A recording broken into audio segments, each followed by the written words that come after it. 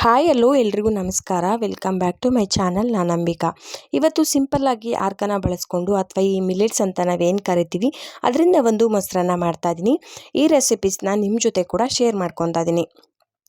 ಇದಕ್ಕೆ ನಾನು 1 ಗ್ಲಾಸಷ್ಟು ಆರ್ಕನ ತೊಗೊಂಡು ಚೆನ್ನಾಗಿ ವಾಶ್ ಮಾಡಿಕೊಂಡು ನಂತರ 1 ಗ್ಲಾಸಿಗೆ 2 ಗ್ಲಾಸಷ್ಟು ನೀರನ್ನ ಹಾಕ್ಕೊಂಡು ವಿಷಲ್ ಹಾಕಿಸ್ಕೊಬೇಕು. ನಾನಿಲ್ಲಿ ಆರ್ಕನ ಸ್ಮಾಲ್ ಕ್ವಾಂಟಿಟಿಲಿ ತೊಗೊಂಡಿದ್ದೀನಿ, ಯಾಕಂದರೆ ನಾನು ಮಾಡ್ತಿರೋದು 1 ಟೈಮಿಗೆ ಆಗಿರೋದ್ರಿಂದ ಕಡಿಮೆ ಮಾಡ್ಕೊತಾ ಇದ್ದೀನಿ. ನೀವೇನಾದರೂ ಜಾಸ್ತಿ ಮಾಡ್ತೀರಾ ಅಂತ ಅಂದರೆ ನೋಡಿಕೊಂಡು ಸ್ವಲ್ಪ ಕ್ವಾಂಟಿಟಿನ ಜಾಸ್ತಿ ತೊಗೊಳ್ಳಿ. ಇದಕ್ಕೆ ಸ್ವಲ್ಪ ರುಚಿಗೆ ತಕ್ಕಷ್ಟು ಉಪ್ಪು ಹಾಕ್ಕೊಂಡು 2 ಡ್ರಾಪಷ್ಟು ನಾವು ಆಯಿಲ್ ಹಾಕ್ಕೊಬೇಕು. ಆಯಿಲ್ ಹಾಕೋದ್ರಿಂದ ಬೇಗನೆ ಆರ್ಕ ಕುಕ್ ಆಗುತ್ತೆ ಮತ್ತು ಸಾಫ್ಟಾಗೂ ಕೂಡ ಆಗುತ್ತೆ. ಹಾಗಾಗಿ 2 ಡ್ರಾಪಷ್ಟು ಆಯಿಲ್ ಹಾಕ್ಕೊತಿದ್ದೀನಿ. ಇವಾಗ ನಾವು ಇದನ್ನು 3 ಅಥವಾ 4 ವಿಷಲ್ ತೊಗೊಬೇಕಾಗತ್ತೆ. ಆದಷ್ಟು 4 ವಿಷಲ್ ತೊಗೊಳೋದು ತುಂಬಾ ಒಳ್ಳೆಯದನ್ಸುತ್ತೆ.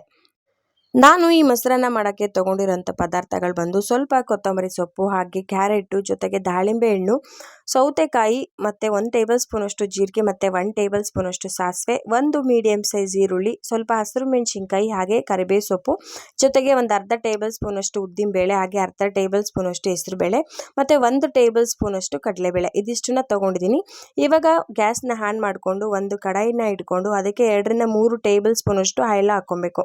ಆಯಿಲು ಕೂಡ ಚೆನ್ನಾಗಿ ಬಿಸಿಯಾದ ನಂತರ 1 ಟೇಬಲ್ ಸ್ಪೂನಷ್ಟು ಸಾಸಿವೆ, ಹಾಗೆ 1 ಟೇಬಲ್ ಸ್ಪೂನಷ್ಟು ಜೀರಿಗೆ ಹಾಕ್ಕೊಂಡು ಇದು ಕೂಡ ಚೆನ್ನಾಗಿ ಫ್ರೈ ಆಗೋವರೆಗೂ ಚೆನ್ನಾಗಿ ಫ್ರೈ ಮಾಡಿಕೊಂಡು ನಂತರ ನಾವಿಲ್ಲಿ 1 ಟೇಬಲ್ ಸ್ಪೂನಷ್ಟು ಕಡಲೆಬೇಳೆ, ಅರ್ಧ ಟೇಬಲ್ ಸ್ಪೂನಷ್ಟು ಉದ್ದಿನಬೇಳೆ ಮತ್ತು ಅರ್ಧ ಟೇಬಲ್ ಸ್ಪೂನಷ್ಟು ಹೆಸರುಬೇಳೆ, ಇದನ್ನಿಷ್ಟನ್ನು ಹಾಕ್ಕೊಂಡು ಇದನ್ನು ಕೂಡ ಹಸಿ ಸ್ಮೆಲ್ಲೆಲ್ಲ ಹೋಗೋವರೆಗೂ ಚೆನ್ನಾಗಿ ಕೆಂಪುಗಾಗೋವರೆಗೂ ಫ್ರೈ ಮಾಡ್ಕೊಬೇಕು.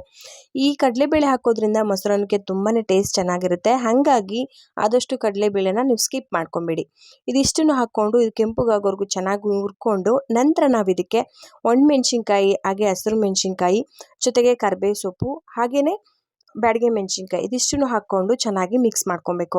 ಇಲ್ಲಿ ನಾನು ಬ್ಯಾಡಗೆ ಮೆಣಸಿನ್ಕಾಯಿ ಹಾಕ್ತಿರೋದು ಜಸ್ಟ್ ಕಲರಿಗೋಸ್ಕರ ಅಷ್ಟೇ. ಬೇಕು ಅಂದರೆ ಹಾಕ್ಕೊಳ್ಳಿ, ಇಲ್ಲಾಂದರೆ ಸ್ಕಿಪ್ ಕೂಡ ಮಾಡ್ಕೊಬೋದು. ಇದಿಷ್ಟನ್ನು ಹಾಕ್ಕೊಂಡು ಇದರಲ್ಲಿರುವಂಥ ಸ್ಫೂರ್ತಿಯಾಗಿ ಹಸಿ ಸ್ಮೆಲ್ಲೆಲ್ಲ ಹೋಗೋವರೆಗೂ ಚೆನ್ನಾಗಿ ಫ್ರೈ ಮಾಡ್ಕೊಬೇಕು. ಆದಷ್ಟು ಕಡಲೆಬೇಳೆ ಸ್ವಲ್ಪ ಚೆನ್ನಾಗಿ ಫ್ರೈ ಆಗಬೇಕು, ಆವಾಗ ಮೊಸರನ್ನ ತುಂಬಾ ಚೆನ್ನಾಗಿ ಬರುತ್ತೆ. ಇವಾಗ ನೋಡಿ ಇದೆಲ್ಲ ಚೆನ್ನಾಗಿ ಫ್ರೈ ಆಗಿದೆ. ಇಷ್ಟು ಫ್ರೈ ಆದರೆ ನಮಗೆ ಸಾಕಾಗತ್ತೆ.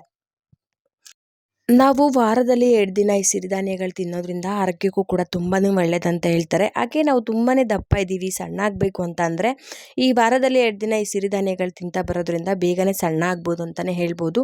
ಮತ್ತು ಇದರಲ್ಲಿ ತುಂಬಾ ಫೈಬರ್ ಕಂಟೆಂಟ್ ಜಾಸ್ತಿ ಇರೋದ್ರಿಂದ ಆರೋಗ್ಯ ದೃಷ್ಟಿಯಲ್ಲೂ ಕೂಡ ತುಂಬಾ ಒಳ್ಳೆಯದು. ಇವಾಗ ನೋಡಿ ಇದು ಚೆನ್ನಾಗಿ ಕುಕ್ ಆಗಿದೆ. ಒಂದು 3 ವಿಷಲ್ ತೊಗೊಂಡಿದ್ದೆ ನಾನು, ಹಾಗಾಗಿ ಸಾಫ್ಟಾಗಿ ಕೂಡ ಕುಕ್ ಆಗಿದೆ.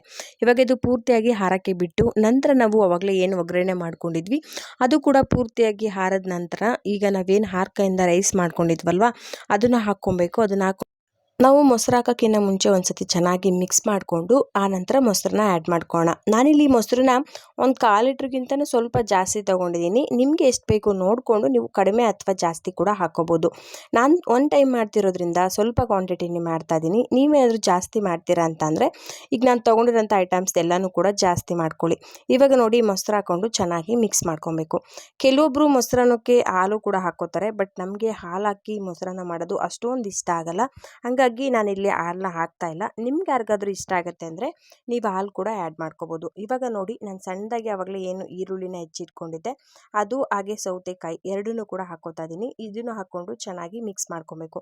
ಜೊತೆಗೆ ಸ್ವಲ್ಪ ಕೊತ್ತಂಬರಿ ಸೊಪ್ಪು ಕೂಡ ಹಾಕ್ಕೊಂಡು, ಕೆಲವರು ಮೊಸರನ್ನಕ್ಕೆ ಬೆಳ್ಳುಳ್ಳಿ ಕೂಡ ಒಗ್ಗರಣೆ ಹಾಕೋತಾರೆ, ಬಟ್ ನಾವಿಲ್ಲೇ ಹಾಕೋತಾ ಇಲ್ಲ. ಮತ್ತು ಇನ್ನೊಂದು ಏನಂತ ಅಂದರೆ ನೀವು ಯಾವ ರೀತಿಯಾಗಿ ಮಾಡ್ತೀರಾ ಮೊಸರನ್ನ ಸೇಮ್ ನಾವು ಕೂಡ ಅದೇ ರೀತಿಯಾಗಿ ಮಾಡ್ತೀವಿ. ಆದರೆ ನೀವು ಕೆಲವೊಂದು ಐಟಮ್ಸ್ನ ಹಾಕಿರೋದು ನಾವು ಹಾಕಿರಲ್ಲ, ನಾವು ಹಾಕಿರುವಂಥ ಪದಾರ್ಥಗಳು ನೀವು ಹಾಕಿರಲ್ಲ. ಇಷ್ಟು ಬಿಟ್ಟರೆ ಬೇರೆ ಏನೂ ಕೂಡ ಚೇಂಜಸ್ ಇರಲ್ಲ. ಕೆಲವೊಂದು ಅಲ್ಲಲ್ಲಿ ಚೇಂಜಸ್ ಆಗ್ಬೋದು, ಬಟ್ ಯಾವುದು ಕೂಡ ನಾವು ಕಾಂಪ್ಲಿಕೇಟಾಗಿ ಮಾಡ್ಕೋಬಾರ್ದು. ಮನೇಲಿ ಏನಿರುತ್ತೆ ಅದನ್ನೇ ಹಾಕ್ಕೊಂಡು ಆದಷ್ಟು ಟೇಸ್ಟಿಯಾಗಿ ಮಾಡ್ಕೊಳಕ್ಕೆ ನಾವು ಪ್ರಯತ್ನ ಪಡಬೇಕು. ಇವಾಗ ನೋಡಿ ಆವಾಗಲೇ ನಾನು ಏನು ದಾಳಿಂಬೆ ಹಣ್ಣು ತೊಗೊಂಡಿದ್ದೆ ಅದು, ಹಾಗೆ ಮತ್ತು ಸಣ್ಣದಾಗಿ ತುರಿದಿಟ್ಕೊಂಡಿದ್ನಲ್ವ ಕ್ಯಾರೆಟು, ಇದಿಷ್ಟನ್ನು ಹಾಕ್ಕೊಂಡು ಚೆನ್ನಾಗಿ ಮಿಕ್ಸ್ ಮಾಡ್ಕೊಬೇಕು. ನಿಮಗೆ ಬೇಕು ಅಂತಂದರೆ ನೀವು ಹಸಿರು ದ್ರಾಕ್ಷಿ ಕೂಡ ಆ್ಯಡ್ ಮಾಡ್ಕೋಬೋದು. ದ್ರಾಕ್ಷಿ ಹಾಕೋದ್ರಿಂದ ಟೇಸ್ಟ್ ಇನ್ನೂ ಒಂದು ಸ್ವಲ್ಪ ಚೆನ್ನಾಗಿ ಬರುತ್ತೆ. ನನ್ನ ಹತ್ರ ದ್ರಾಕ್ಷಿ ಇರಲಿಲ್ಲ, ಹಾಗಾಗಿ ನಾನಿಲ್ಲಿ ಆ್ಯಡ್ ಮಾಡ್ತಿಲ್ಲ. ಇದಿಷ್ಟ ಆದರೆ ಇದು ರೆಡಿ ಆಯಿತು. ಇದ್ರ ಜೊತೆಗೆ ಒಂದು ಉಪ್ಪಿನಕಾಯಿ ಅಥವಾ ಒಂದು ಹಪ್ಪಳ ಇದ್ದರೆ ಸಾಕಾಗುತ್ತೆ. ತುಂಬಾ ಹೆಲ್ದಿ ಫುಡ್ ಅಂತಲೇ ಹೇಳ್ಬೋದು. ಐ ಹೋಪ್ ಈ ವಿಡಿಯೋ ನಿಮಗೆ ಇಷ್ಟ ಆಗಿದೆ ಅಥವಾ ಸ್ವಲ್ಪ ಆದರೂ ಯೂಸ್ಫುಲ್ ಆಯಿತು ಅಂತಂದರೆ ಪ್ಲೀಸ್ ಒಂದು ಲೈಕ್ ಮಾಡಿ, ಹಾಗೆ ನಿಮ್ಮ ಫ್ರೆಂಡ್ಸ್ ಆ್ಯಂಡ್ ರಿಲೇಟಿವ್ಸ್ಗೆಲ್ಲ ಶೇರ್ ಮಾಡಿ. ಪ್ಲೀಸ್ ನನಗೆ ಸಪೋರ್ಟ್ ಮಾಡಿ ಅಂತ ಹೇಳ್ತಾ ಈ ವಿಡಿಯೋನ ಇಲ್ಲಿಗೆ ಎಂಡ್ ಮಾಡ್ತಿದ್ದೀನಿ. ಮುಂದಿನ ವಿಡಿಯೋದಲ್ಲಿ ಒಳ್ಳೆ ರೆಸಿಪೀಸ್ ಒಂದಿಗೆ ನಾನು ನಿಮ್ಮನ್ನು ಮತ್ತೆ ಭೇಟಿ ಮಾಡ್ತೀನಿ. ಅಲ್ಲಿವರೆಗೂ ಧನ್ಯವಾದ. Thank you.